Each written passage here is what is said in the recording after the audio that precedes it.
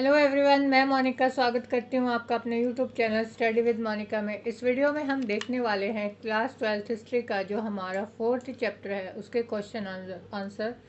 First question हम देखेंगे इस वीडियो में, क्या उपनिषदों के दार्शनिकों के विचार जो थे वो नियतिवादियों और भौतिकतावादियों के विचारों से भिन्न थे?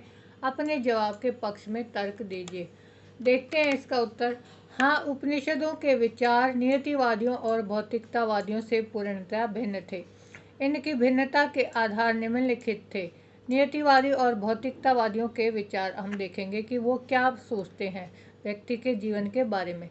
नियतिवादियों के अनुसार इंसान के सुख दुख नियति द्वारा निर्धारित मात्रा में दिए गए हैं, जिसे चाह कर भी इंसान बदल नहीं सकता। देखिए, जो नियतिवादी हैं, भौतिकतावादी जो प्रकृतिवादी हैं, वो क्या मानते हैं कि मनुष्य को जो भी सुख दुख जो भी उसको प्राप्त हो रहा है वो क्या है, वो उसका भाग्य है और मनुष्य चाहे कितनी भी कोशिश करे उसको वो बदल नहीं सकता। अगर किसी के जीवन में जो है सुख लिखा है प्रकृति ने तो उसको सुख प्राप्त होगा, अगर किसी के जीवन में जो है दुख लिखा है जो नियति ने तो क्या होगा, उसको दुख ही प्राप्त होगा। वो बुद्धि लोग क्या सोचते हैं कि अपने सद्गुणों द्वारा हम इन्हें बदल सकते हैं, ऐसा संभव नहीं है। अगर कोई कहता है कि भाई मनुष्य को अच्छे कर्म करने चाहिए और अच्छे कर्म करने से जो है उसको जो है जीवन में जो है सुख प्राप्त होंगे, तो ऐसा संभव नहीं है। हम जो प्रकृति ने जो हमारी नियति तय की है, जिस तरह का हमारा जीवन दिया है, उसको हम बदल नहीं सकते। ऐसा जो है नियतिवादी जो लोग हैं, जो प्रकृतिवादी हैं, उनका मानना है। अतः इंसान को अपने हिस्से के सुख दुख को भोगना ही पड़ेगा। मतलब अगर उसके हिस्से में सुख नियति ने लिखा है तो उसको वो भोगना पड़ेगा, अगर दुख लिखा है तो उसको भी भोगना पड़ेगा।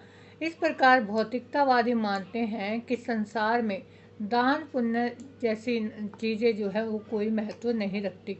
देखिए, कुछ लोग कहते हैं कि भाई इंसान को दान पुण्य करना चाहिए, अच्छे कर्म करने चाहिए, उसको जो है क्या होगा, जीवन में सुख प्राप्त होगा उससे। लेकिन जो भौतिकतावादी हैं वे इस अवधारणा को नहीं मानते, इसको वो खारिज करते हैं कि भाई दान पुण्य जैसी चीज़ कोई नहीं है। दान पुण्य करने की अवधारणा जो है वो पूरी तरह से निराधार है, मतलब उसका कोई आधार नहीं है, उसका कोई महत्व नहीं है। मरणोपरांत कुछ भी शेष नहीं रहता। एक बार जो है अगर मनुष्य जो है उसकी मृत्यु हो जाती है तो उसके बाद जो उसके जो कर्म थे या उसने दान पुण्य किया जो भी था उसका कोई भी कुछ भी शेष नहीं बचता, बल्कि जो भी लिखा है उसके जो भाग्य में वो उसको मिलेगा। बेशक से चाहे कोई कितना भी दान पुण्य करे, वो अपनी जो है भाग्य को बदल नहीं सकता। ऐसा मानते हैं ये भौतिकतावादी लोग। अब ये कहते हैं परमात्मा और पुण्य आत्मा दोनों नष्ट होकर पंच तत्व में विलीन हो जाते हैं।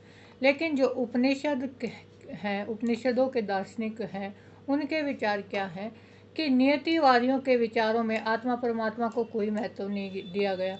जो नियतिवादी हैं वो क्या मानते हैं कि भाई आत्मा का परमात्मा से मिलन और ये इस तरह की कोई चीज़ होती नहीं है।